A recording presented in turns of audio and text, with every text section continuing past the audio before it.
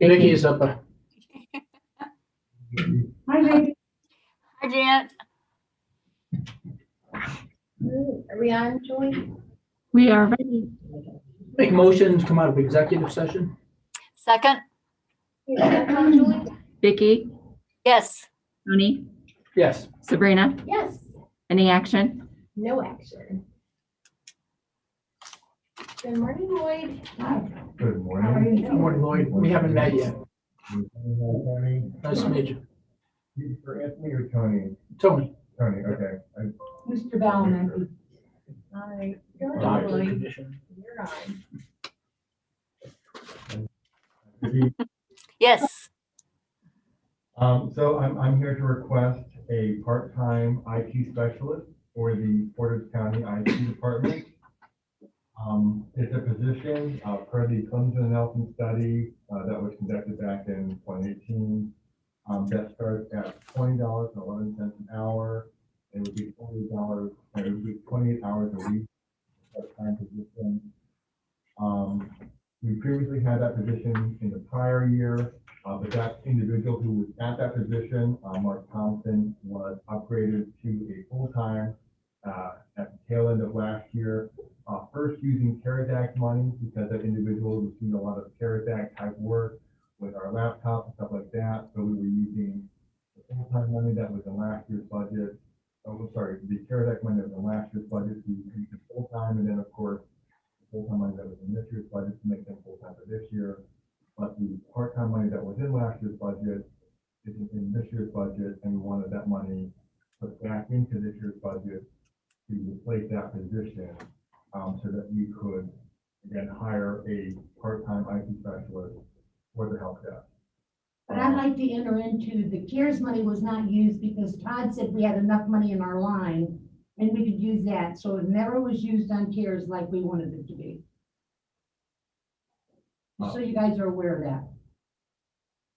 When I first started in 2018, we did have 3 full-time individuals in the help desk and a part-time individual doing help desk work. But since I've been here, we have taken individuals out of help desk and moved them into other positions. We took John Grossell out of help desk and moved him into our network and security specialist position. I believe that has paid us dividends. Was that a new position created? That was a position created back in 2019 by the county commissioners in order to protect us from ongoing cybersecurity threats. Again, I believe that has paid dividends for us. Recently, you may have heard in the news about that SolarWinds attack that crippled Department of Homeland Security, crippled Department of the Treasury, things like that. That attack also would have crippled us, but our department was not affected by that. Our agency does use SolarWinds, but we were up to date on our SolarWinds stuff to the point that SolarWinds, that attack did not affect us. Again, we attribute that type of work to John Grossell, who keeps us up to date and put together on things like that. So those supply chain attacks do not affect us in the way that they affect other agencies like that. You ought to put in there also what we had to do because of Board of Elections, the Secretary of State orders and how they got this grant and how we had to move John into that more than what we had to do before on his time. And that's correct. Because of investments also by other departments like Board of Elections and also by the commissioners purchasing firewalls for us and having John maintain those, it really has paid dividends by getting people into specialized positions, helping to protect our security of our county network. And in 2020, we took another individual out of help desk and brought somebody else in to help, took somebody else to manage our server environment, focusing on the security of our servers, protecting them in-house, making sure our servers were separated from other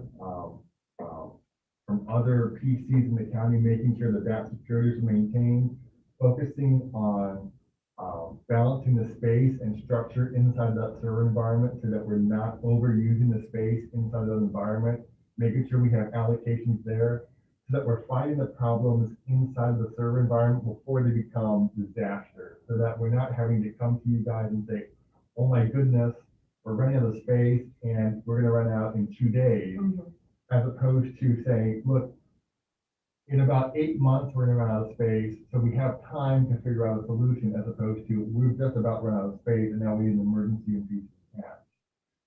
What we did, and we did that with Sean Bailey, who was our systems administrator. So by specializing some people in the position so that we can do this long-range forecasting, this is gonna pay dividends for the county, so that we can budget more effectively long-term, and give you guys and give us the reporting necessary to plan these long-term capital items better. But that only happens when we can separate out those responsibilities, as opposed to having those individuals or while going out and fielding these Well, field speaking- calls, and fixing PCs and printers on a regular basis. She's back. Sorry. Can't This hear part-time him. individual who we're looking to hire would not be doing that. They would be saving John or Tom and we can do those field type calls.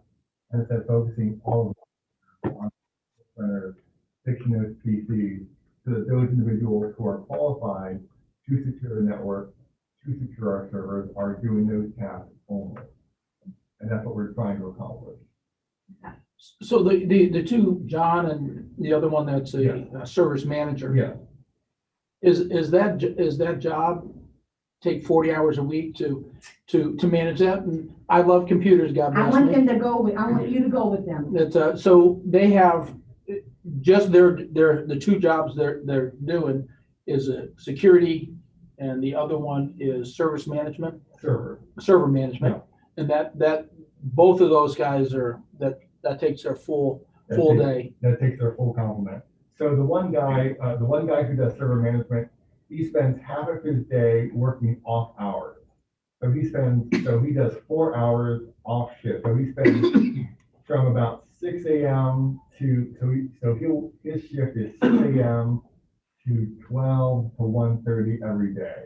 And he runs those offline reports and backup routines, making sure those backup routines and those offline reports that run off hours, guaranteeing backups operate, guaranteeing that those server reports operate, running those transfers between servers off hours, and making sure that stuff doesn't happen when the bulk of user activity happens while we're in operation. We don't want those backups, we don't want those antivirus checks happening, those server updates happening when everybody else is utilizing the system, slowing everybody else down.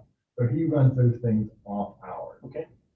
So we can't have him doing that and also having work a full 8-hour day on site, going out in the field and doing that kind of on-site work with people and doing desktop work, kind of stuff like that. So he's 6 to 7 hours early morning, Yeah. so early afternoon. And then he'll do evening work as well. So it's more of a split shift type of job. So he'll work 2 hours early. So he'll come in 2 hours earlier, and then he'll work maybe a 7 to 9 in the evening to initiate or to follow up on backups in the evening. Does he have to come on site to do that? He doesn't have to do that on He can do site. that Yeah. with his own? So he does the early morning stuff on site, and then he does the evening stuff from home. Okay. Okay. Yeah. Okay. And John, that security, tell me a little bit about that. So the security admin stuff, he can do that from home or on site. We prefer him to do that stuff on site because in the event that something happens with the network, he has to get here fast. Gotcha. Just in case something like that happens and something goes wrong with the switch or something with the core network, he's got to be here fast because it can have a negative impact on a whole lot of machines very quickly. We prefer that kind of stuff to happen on site, especially if there's a possibility of an outage. The most recent work he's been doing is making sure that we have a redundant network across the building. So for instance, in the event that the admin building were to lose power, all the other sites, like the engineer's office, the police department, the sheriff's office, the riddle block, the prosecutor's office, they have a redundant internet connection over at the Kent Courthouse. So in the event that this site were to lose connectivity, all of those other sites would now have internet connectivity over at the Kent Courthouse, and it happens automatically. So that's the kind of programming work he's been doing. Some of that programming work happens during the day, a lot of it though happens at night, and he's scheduled based on what it makes most sense to do that type of stuff. Sure. So what happened in 2018 that it went from, not having either of these gentlemen doing that kind of work?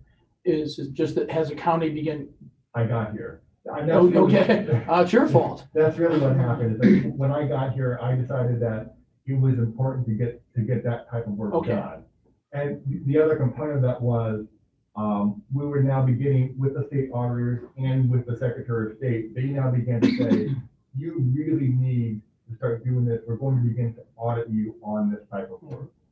So with my introduction to the county and with the state auditors and the Secretary of State beginning to now audit us on this type of work, we began to say, we need to focus attention onto these types of projects. And that means dedicating personnel to those projects. Okay, so 2018, when do you come on board? I came on board in May of 18. Okay, so you come on board and then the mandates from the state The of mandate those two from the state organizations. Came in December of 18. Okay, so that's what's totally changed and Yeah. why you had And to then have the these. position was created in, I believe, May of 19. Okay, And that's when the state Secretary of State demanded certain things be done and they graded it. right, And they that's, came in here and sat to make sure the process was right and there was protections. With the Right. butters and the different things that was going on. yeah, that's what I'm asking Very Lloyd, helpful. because I just want to, it seems like 2018, something happened. Yeah. And that's why those questions are asked. Sure. I'm just trying to figure No, out. what- absolutely. I understand. And the Julie, do we Secretary of have any State was the public big comment? pusher of that. Okay, we don't have any public comment. Okay, we can go ahead and continue. Lloyd, I see on here that you're also seeking them to help with, you have over 50 computer systems and you're expecting another 50. Last year, we gave you $160,000 to contract support to install the 300 computers. Now, I know with COVID, there was delay in getting this stuff. So what happened with the $160,000? With the, It was given specifically for contract support services to install the 300 computers that you were anticipated getting. And I know with COVID, you didn't get them we didn't get all, because, yeah, we did not get all of them. so where is that money at?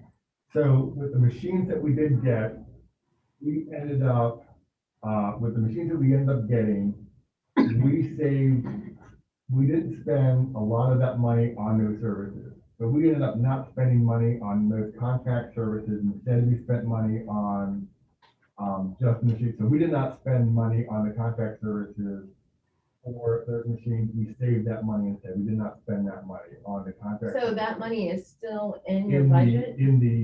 would have I been, would like to talk to him. So of the 300 computers that we funded So you, of those 300 $160,000 to contract there was support. only 189. So how many got installed? That's the question. I don't have the exact number. I would have to bring you that exact number. The departments that got through would have been auditor, treasurer, and sheriff are the only two departments that got purchased.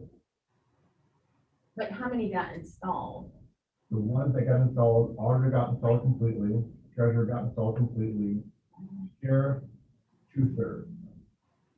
Because I know none of our departments did. No, we didn't get through anywhere. Yeah, the only ones that got purchased out of last year's PO were auditor, treasurer, and sheriff. The only ones installed were auditor and treasurer. So And Todd, 2/3 what of sheriff. happened with do you know what happened in their contract, service line then for the 160? Well, that some of carry- it, so for example, like on the latest order that you did, there was money for Dell to do some installations. Correct. I think that's what she's talking about. And then we actually have all the computers for sheriff and muni courts. They just aren't in yet. Is that right? Unicom, please, So yeah, They've been so, delivered to saw the 'em. building, but not. Yeah. They that's- just that's came- why they I'm just got asking, here a because couple I weeks knew, ago. yeah. yeah, so for all the machines for clerk courts and for muni court are here. And we are working with Dell Deployment Services to get those installed. That is a That was in that combined, package, Todd. Yeah. You need that. that's in the combined package. So their Dell Deployment Services are a two-part job. Dell will come in and do data transfer and deployment services on site. It's They do not do software installation, so it still requires us to send tech on site to do software installation. This is still a better service than us to do all of it on our own. Mhm. It reduces the deployment time in half, but doesn't reduce our involvement on deployment time. So we still have to send techs out to do half of the deployment, but not all of the deployment. Isn't Windows 10's part of the problem too, from going from 7 to 10 on some of them? There was an Yes, issue with because there was a doing, big push because of that. yeah, there is an issue with doing that component of that with the software, install. So, and okay, so yeah, so the deployment services are included on the equipment court ones and the mini court ones. It does cut down deployment time in half and allows us to get more bodies in from Dell to do deployment services on their ones. On all future orders, we realize this is what we're gonna have to start doing. There's no way that we have the bodies to be able to do it. What we realized from last year's order was that there's no way that, we had thought that we could save the county money by doing it on in-house. We can't do it. So they transfer data and install the software? So, Dell? so what Dell does is they transfer data. So they unbox, they install PCs on site, and they will provide technical support services for up to 30 days. Those are the things that they handle weight. And that's basically what we'll do for us. That's still a whole lot better because they provide bodies. Okay. They provide bodies to do that kind of work. That's a huge incredible help for us. We still have to do software setup and configuration. In the courts, it's really easy because we have Robin Godfrey over the courts, who is the software specialist over there, so she helps us out considerably doing that kind of stuff. When we start to move to other departments, we don't really have that kind of support. So we have to do that entirely on our own. But it's still having them at least do the data transfer part is a significant help to us. Data transfer can take anywhere between 30 minutes to an hour. In departments like clerk of court and muni court, but for some departments, when you talk about prosecutors, sheriffs, it takes hours, depending on how much data is on individual machines. That's where having someone like Dell do that for you is a huge help because then it allows their tech to bounce around from machine to machine. Do you know the price per machine? The difference in cost? Yeah. The difference in cost. Could you do it cheaper for us, maybe? If I'm not mistaken, I'm Well, asking that's how what I'd much the like to know. difference is. I think it's between $30 and $60 a unit. It's less than 100. Less than 100. So the clerk and the muni was the first time we It's used the it. first time we're doing And we've it. got probably 110 computers that we're still gonna use it on. Yeah. So we've got roughly 20,000, Yeah. but that's gonna leave the other 100 plus. Yeah. Yeah. Yeah, I have I can get you a new quote based on the new Dell, there's a new Dell contract signed by the state of Ohio in November, so the PC price did change. I think we're close enough. Yeah, but I can get it to you. Now, Lloyd, last year we also gave $100,000 extra to your department, and you moved the part-timer to full-time. And then I thought there was also enough in there to hire a full-time person, but instead it looks like you guys opted to bring your seasoned staff up to midpoint instead. Is that correct? Is that correct, Janet? There's one or two. You add all that.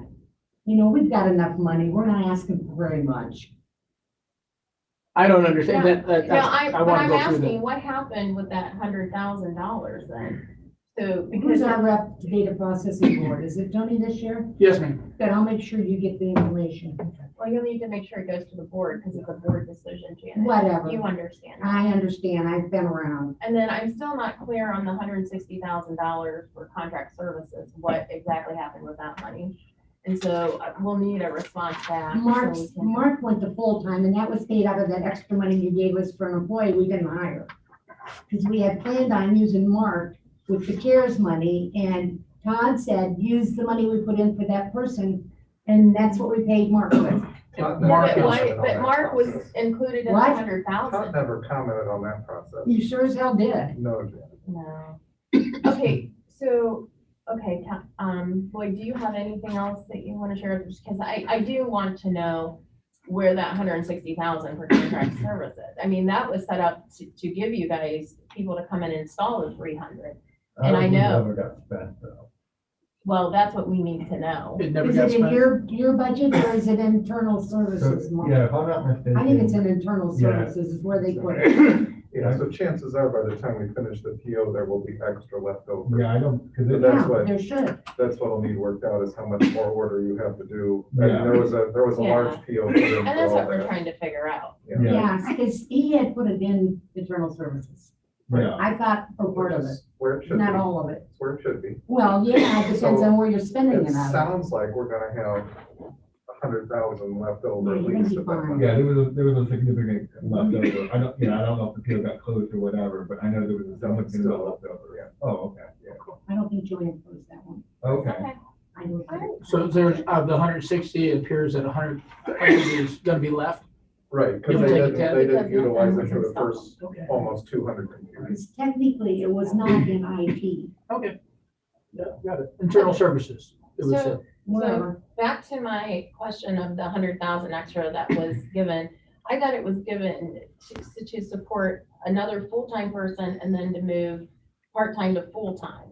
So all you accomplished was the part-time to full-time, and then you bumped people up to midpoint.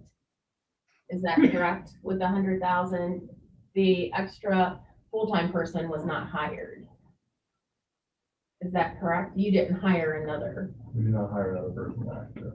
Okay, okay, that's all I need to know. I thought, Lloyd, I just have one question. With this position, what's your timeline? I mean, what are you asking for? Like now or 2 months or? As early as you can make a decision, we would be appreciative. Because what it helps us to do is identify the services that we would prioritize. Right now, we're cutting back on some of the services that we can offer and the things, basically, we're trying to prioritize what we can do. So we're in triage mode at the moment. Okay, Right now, I'm trying to prioritize my servers, because I don't want to hold the county back on getting this storage environment put into play. I've got public defenders who is hemorrhaging space over in their environment. I've got water resources hemorrhaging space in their environment. So I'm trying to prioritize that need first. But I've also got PCs dying all over the place in different areas. okay, Well, I've got these wildfires breaking out all over the place. I'm trying Yeah. to find this first, because if I don't do that, I'm gonna have more fire. And I can't- so with that question, I kind of got lost. Yeah. What are you actually asking for? Just the part-timer. For 28 hours a week, Yeah, right? yeah, the Yeah. part-time. Because what that helps me do, that helps me balance the help desk work that's coming in and allows me, because otherwise, what I'm doing is if the help desk fires get too great, then that means I have to take my server guys off the server project, put them on the help desk just to minimize that fire if it grows too large. That's, In the dollar amount that 28 hours a week would be? It's $20.11. 35,000 a year, How much 20,000? is it? 35,000. 35,000? 35,000. 28,000, Todd, right? And benefits, you got PERS, that was just the salary. Oh, there's benefits to the part-time job? PERS, workers' PERS. comp, and Medicare. Okay, I think we're being too conservative, to tell you the truth. For the 35,000? Well, with a part-time person, I No. really do. Because there's too many fires, everybody's back That's what to he said, work, yeah, that's what he said. everything's going on, and I think he's being very conservative. Okay, And I'm concerned about it because I see what's going on down there. I see Claire working more hours than she even gets paid for, and some of these other people, and it's really got me concerned. Okay. Because it's not fair. All right, okay. all right, Good, thank you. Thank you for coming in today. Thank you, Lloyd. Nice to meet you. thank Finally. you very Yes. much. When do you think we'll get a decision? I don't know, we'll have to decide. Oh, well, then don't worry, we'll just keep piling. Honest to God, we've got enough money. I know how much money you have. Thank you for coming in. Yeah, thank you for listening. Todd, you are up. Bullshit.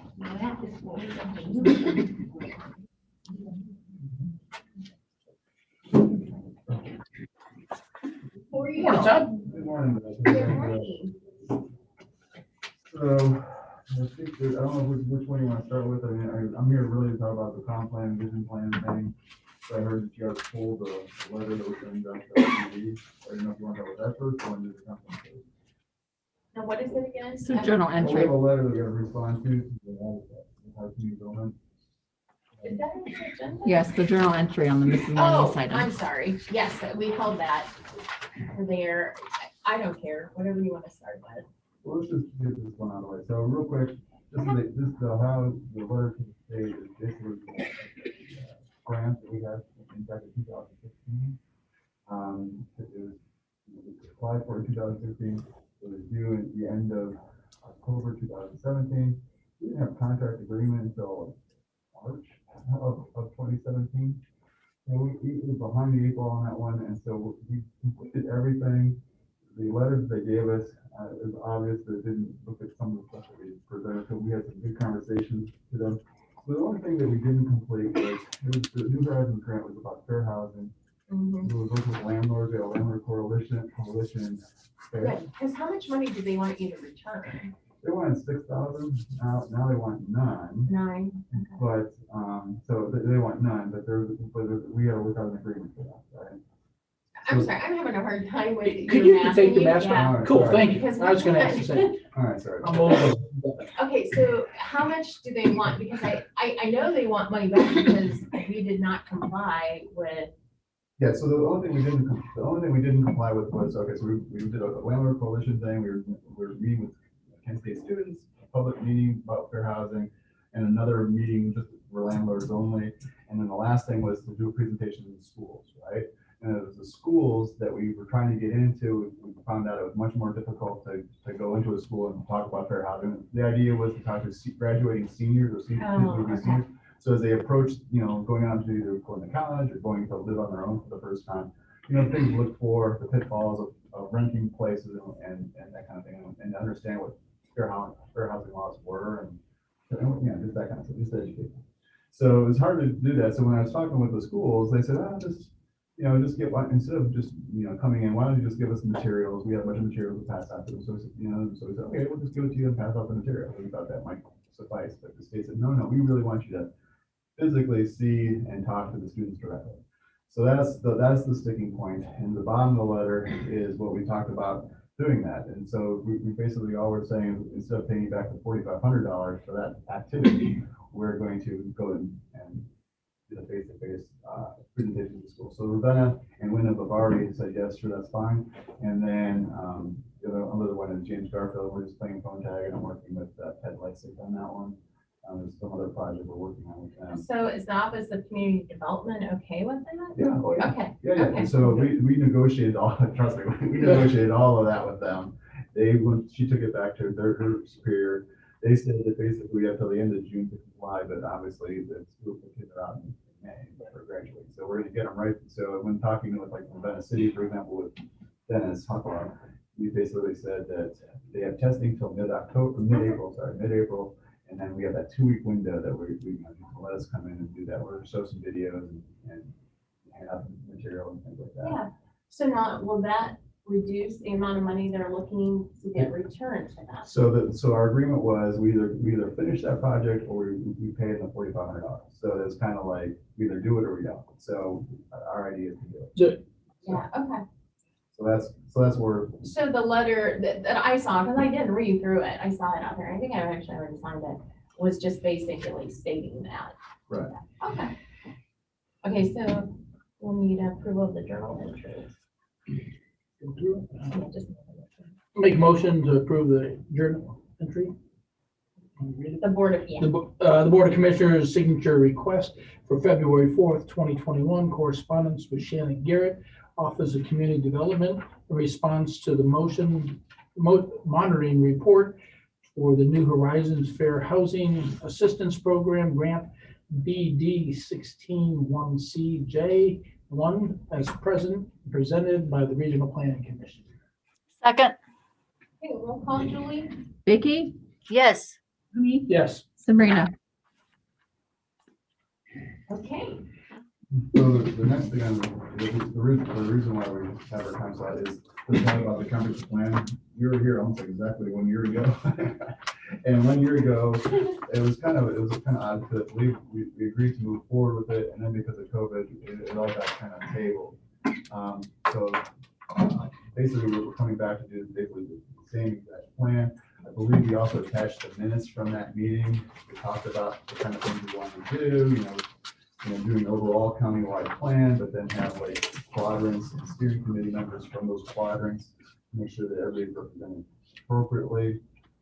We did have, when we did this, what we did talk about, trying to do some kind of vision with the steering committee, but then when meeting with Tony, we discussed maybe a stronger vision plan. So I provided that as more of an optional. But I think a stronger vision plan would definitely help with the goals, objectives, and policies at the end of the day, rather than, and we really crunched the numbers to keep the costs low, as low as we possibly could, and how we're going to do that is, basically our pre-existing relationships with most of these communities. We're really, and since we met back last year at this time, we had a potential grant opportunity with 10 townships, or actually 6 townships and 4 villages on the northeast side of the county. And we only gave them a week to give us a letter of support. And 9 of the 10 gave us a letter of support within 4 days of asking for it, which I was amazed that they had special meetings to make sure that we got the letter of support. And so there's definitely a desire there. And I think that we're the right time as far as the collaboration aspect of it. And I think it's a good opportunity for us. It's just a matter of you guys saying, go ahead and do it. We did, as far as what we talked about last year, we said the cost would be over $100,000, and Sabrina was, said that 50,000 was the limit. I don't know if that's changed, but the difference would be go against the money that we owe the commissioners already, because I think because of our old building, several payments you've made now, we need to reimburse that even after this difference. We still would need to reimburse the commissioners more. So there is that as well. That vision plan has to be, I mean, if we do the comprehensive plan before we do a vision plan, that's kind of like putting the horsey before the. But I thought the comprehensive plan gave us the 5-year vision. I mean, that was my understanding. So now you're saying this is two I'm not saying, okay, separate. So let's back out a little bit more. So the vision plan would be much more intense than what we were proposing before. I mean, we were talking about, having, the countywide surveys that we could do. We could do, those quadrant areas as surveys. We weren't planning on doing that. I think also with COVID subsiding soon, hopefully it happens. But, hopefully we have the end of the summer events. I'd like to have us be at those end of summer events, whether that's Art on the Hill in Manaway or Broomfest, or at, and when I say or, it should be and/or at the county fair, for example. I'm trying to capture as many people who would normally come to a meeting. Because I've discovered that people really don't like to just come out, take time from their day and come to one of our zoning meetings or planning meetings, just because this is something they don't interest in. But you can capture them, so to speak, at these events, as they're walking by with a family or whatever. And so there's a way to do that. I also think that the vision committee should be made up mostly of elected officials from the different communities. And then part of that core group from the vision plan should also be on the committee, comp plan. Yeah. Back to your point, Sabrina. So the comp plan is really a 20 to 30 year plan. However, I understand you want to do low hanging fruit because that's what interest, they want to see results right away. So we can focus on the 5 years, but really there's also the long term, the medium term, and then there's the longer term. Yeah, because I was thinking that it was like a 5 to 20 year plan. I mean, we would have different bases, and then we'd have to, like, after 5 years, we would, probably somewhere in between there, between 3 and 5, we would regroup and look at our dashboard and see where we're at, if we needed to tweak it, revise it. I mean, it's an ongoing moving target for me. I mean, It is. The whole thing about comprehensive planning yeah. is it's a moving target. It's a I don't want living- it to it's a just living sit on the document. shelf and collect dust. Oh, no.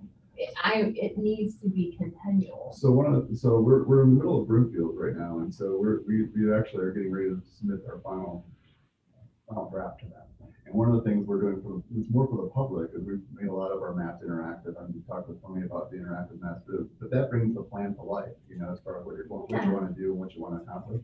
Rather than sitting show up in RPC's office or in the mayor's office or in township trustee's office, it's online for the whole public to use. So that's a big difference from the way we traditionally have done plans, where they are. Yeah. Exactly, and we don't want that.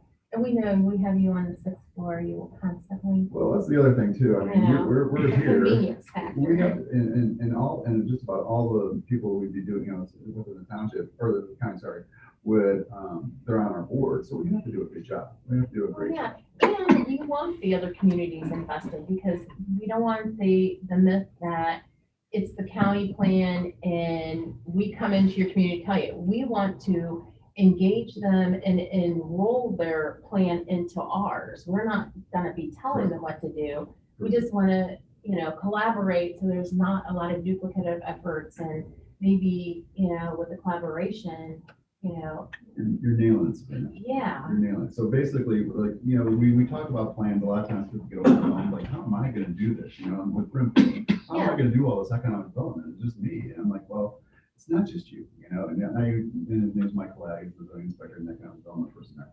You also have Brad Earhart from Portage Development Board, and then they're part of a JED, so they also have the city of Kent and the city of Kent.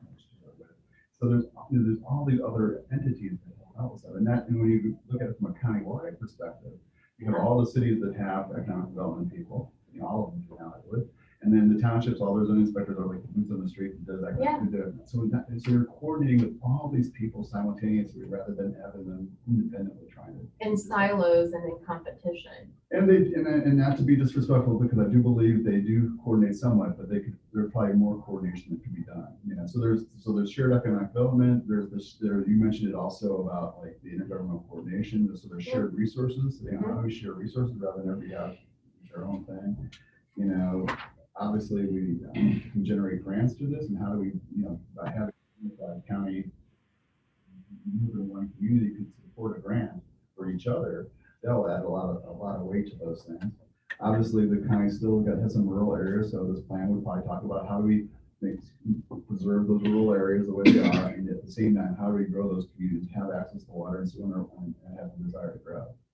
And then, of course, the long term for you guys is better coordination means you're more proactive than reactive. So there's a lot of benefits for you as well. I guess the question today is if we want to consider the additional funds, because I think, Todd, do we still have it in our budget, the 50,000? No, it wasn't set aside as a specific project for this year, but we can add it. We had it in last year's budget. Well, you'll recall last year, in the end of 2019, this was brought up, and the dollar amount was in question. So we put 50,000 into the contingency funds. Okay. You'll recall in 2020, Kathleen didn't like the large amount of the contingency, and so it was lowered. It was basically just what our real contingency is, and basically that removal was that money, but we have unappropriated funds that we can draw from. So Vicki and Tony, how do you feel? I mean, I know, Tony, you're the one that brought up about the additional funds to be used for the vision plan. Do you have any comments on that? Well, I think Todd should go forward. He's been wanting to do this for quite some time. And I know we've talked about it over and over, so. You like beat a dead horse. And I didn't think Kathleen objected to the 50,000. I know we had a real cantankerous meeting. Was it last year, I think, Todd? And I don't think Kathleen was in that meeting, but it was about cost and, everything. That's what she was pulling. I guess it wasn't, she didn't specifically say this project is going, she just reduced that amount. So it would come from unappropriated funds if you do it. But I guess the question Is it still the is, 50,000 or that's the question. I mean, I think we're all pretty much on board. We can get the 50,000, but the additional 18,000, I still think that, we need to move this forward. We put it off for, once we even got it approved and put the money in, then it got delayed. So, and the biggest benefit is we've got now grant writers that this is very beneficial for them because they always want a copy of the county's comprehensive plan and we have none. So it could affect the points that they get for the system. That's the biggest thing. It can actually bring more money in. But the question is, are we okay with the additional 18,631 for the vision plan? I always hear people take money and put it in categories. We're talking about additional $18,500 for a 20-year plan. So if I took that 18, that's about $1,000 a year. And that is to see a vision of what we want. I gave a speech a long time in the Marine Corps. If you don't have a vision, can't steer the rowboat. And I still think it goes that way. So I would really, I know it is over what you guys talked about, but I'd really like to see us incorporate that to get the best plan we can actually I get. think that it will in return be very profitable. I think it's a good investment to make. I think we're one of the few counties that don't have a comprehensive plan, and I'm willing to spend the additional money. How do you feel, Vicki? That's fine. I approve. Yes. So let's move this forward. Todd, do you need us to do anything today as far as? First, there will be some sort of contract. Yeah. So that's what will come forward. And then when that contract amount is established and you guys approve the contract, that will. We'll cover that. Yeah. So if you can work on that and get it sooner than later, because I also know it's not something that happens overnight. It helps that a lot of the communities have already done like a comprehensive plan, land use study, whatever. But I do know it's heavily weighted in manpower. So. Well, it's a effort, and so, what we did last year, I identified how many people should come from each quadrant. So I probably want to do something similar for the vision as well as for the steering committee for the comp plan, and probably eight of those. We want to kind of keep it manageable, so if you go over 20 people, it becomes unmanageable. Exactly. So we get more people involved with the vision that may not be involved in the comp plan, if they get their input, and have a research connection, whether that's 8 people or 6 people, whatever you guys feel, we have people from both boards on the comp plan to make sure we can incorporate the comp plan. Probably the way to go. So the only question I have is to help you guys. Do you want me to kind of use the people who invite, or do you guys want to put your own people? Start thinking. You guys have Start thinking. Start thinking. You do, because you're comprehensive for the most part. You don't do all the planning for every community, but I think we definitely want like the largest cities. We want the townships, maybe the smallest and the largest, so we get maybe a medium size. Just to get different perspectives because they all function and operate differently. Even though their structure is the same, everything's different. Todd? That's what I heard, and I'm not sure that part of this may be waiving money due to the county, or is that not? Yeah, so the price is really slightly over $100,000, so half that money would be coming off what we owe. So that will need amended in that agreement as well at the same time. But no, what about our TA Well, hours? there's TAs. Yeah, I was gonna say, you gotta correct that, because it's not all coming off the lowest. No. Yeah, No, it's only, so there's the 205 hours, I think, where we had in there last time. So that's what the 200, and that's a little over 12,000. It might even be more in dollar amount, just because of the fact that. Yeah, and we probably want to use some of our hours just to reduce it. Whatever we can. Oh, sure. Yeah, for this year, because we never use our TA hours and we pay $180,000 a year. Right. So it would be minus the TA hours and then some of the money we owe you guys. And then there was talk of rolling more hours each year. Is that not? that, we haven't finalized done that. No, we haven't. Because we have to change the policy. So when it comes, I guess the whole payment package will need outlined, because then we may need to do more Yeah, in terms of amending other agreements. Yeah, we Right. want to make sure there's a record. Right, for sure, 100%. So, yeah, and. I'm starting to- Now, you know, Todd, I'm not gonna beat you up too bad today, but, you know, take a look at that 18,000 and see what TA hours you can apply. Well, you can apply other TOs to that if you like, but there's still just a touch left over. Oh, no, that's, I mean, That's whatever's gonna be fair. Yeah, so, but yeah, as far as what Todd mentioned about maybe increasing your hours that you get, that kind of thing, I think that's what you're saying.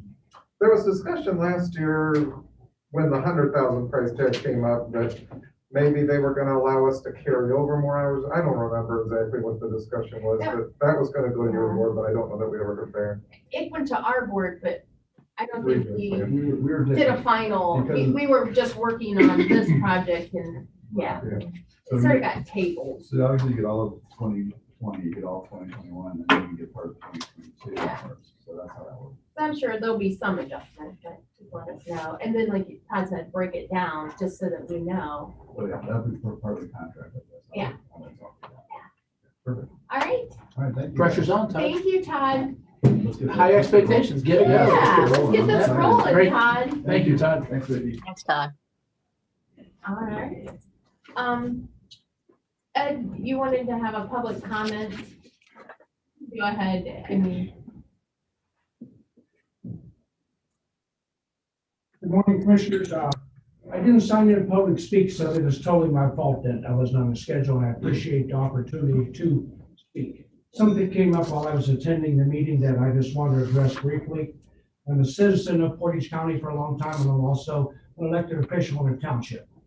Recycling is a very important part of everyone's concern in the county, whether it's by statute, whether it's by morality, if we need to have some type of recycling, whether it's legislated or not. So I'm just urged Solid Waste District and the commissioners to move forward with whatever plans you're going to present to the townships sooner rather than later. Do not make it a leisurely study and throw the offer out there to have centralized pickup points. We need to know for as township how we're going to be responsible for budgeting so that we can join that, not join it. If we don't join it, what are we going to do? Personally, for me and my township, the property that we currently own and our recycling bins are on, in the near future will probably not be township property anymore. There's some legal issues to work out, but the property is probably going to be sold. And at that time, we don't really have a good place to move our recycling to. So we kind of need to move forward as fast as we can so that we can make a plan of what we're going to do as our township. And the other townships, I'm sure, are going to be on board with that. I know whoever ends up with the centralized pickup are going to have more responsibilities, more headaches because of the trash and stuff like that. So that's all stuff that needs to work out. And I'm just urging the commissioners and the solid waste board to work through this rather quickly if you can, so that everyone can move forward with this, each individual in the townships, plus the township officials. I know there's some other townships would love to go to curbside. I know the solid waste is not prepared at this time to move forward with curbside because of employment, trucking, whatever the situation is, cost. The cost of it. Recycling is a losing issue right now, and everybody knows it is. So unfortunately, it is legislated somewhat that we have to have some type of program. and that's the careful balance that we've got to try to come up with is a solution that, sort of services everyone and tries to do. And that's why it's important. And I think Bill sent out in his letter that he would like to talk to the community investors in it, so. And I fully agree with that. I'm just urging everyone to move forward quickly rather than leisurely so that we can all come to one point. There's going to be people upset either way. Any way you go, there's going to be people upset. And we understand that. So sooner we get to a resolution of how we're going to do this, the quicker we can also make people understand that we can get on the program and try to make it a working deal as opposed to a losing deal. That's all I had. And again, I appreciate it. Thank you. Thank you. Appreciate it. Think that this could come before the board today? Vicki, do you have anything or tell me? No, I do not. Okay, well, Well, then I guess we'll be meeting next Tuesday at 9 o'clock. Julie, is that on the Mhm. schedule? Okay. All right, I'll need a motion to adjourn. Motion to adjourn. Second, Roll call, Julie? Vicky, yes. Tony, Yes. Sabrina.